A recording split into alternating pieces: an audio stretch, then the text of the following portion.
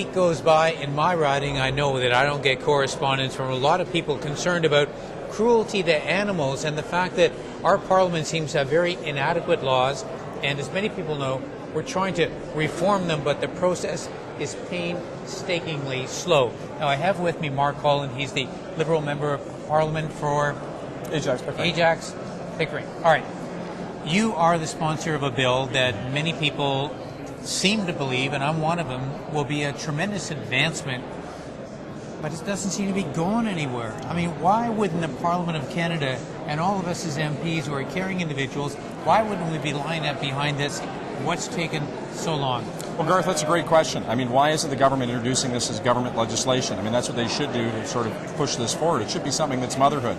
You know, when you go into animal shelters and you hear the terrible stories of abuse that are happening there and how they're just helpless to do anything about it, that this abuse is happening. In fact, only 1/4 of 1% of all the reports of animal abuse actually result in a conviction. That's something we should be very ashamed of. And so we should be passing this in Parliament.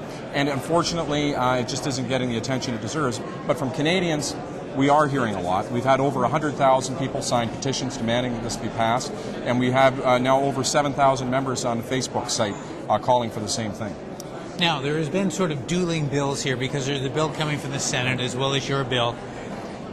And it strikes me that there are lobby groups, obviously, on both sides of this, right. But on the side the government seems to be listening to is more the agricultural or hunting Correct. lobby group. Is that a fair categorization? Absolutely, because when you look at the bill that we put forward, it's a compromise between those who are interested in animal welfare and those who are interested in animal use. So ours is a compromise bill where it asks both sides to give a little. Unfortunately, the Senate bill is totally being supported by both the anglers and the hunters and the animal use industry, and not at all supported by the animal welfare side. So it's completely lopsided.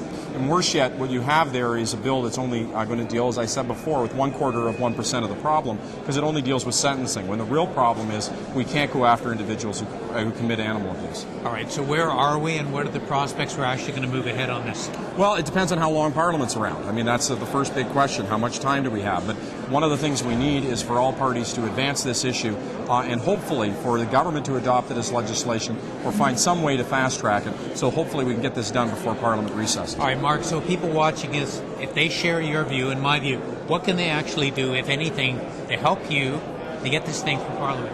Well, one of the things they can certainly do is to go onto the Facebook site and join that, go onto our website and find out more information, sign a petition, write their member of Parliament, apply as much pressure as possible to say that we have to use this session of Parliament to pass effective animal cruelty laws. All right, Mark Holland, thank you very much. Thanks for watching MPTV.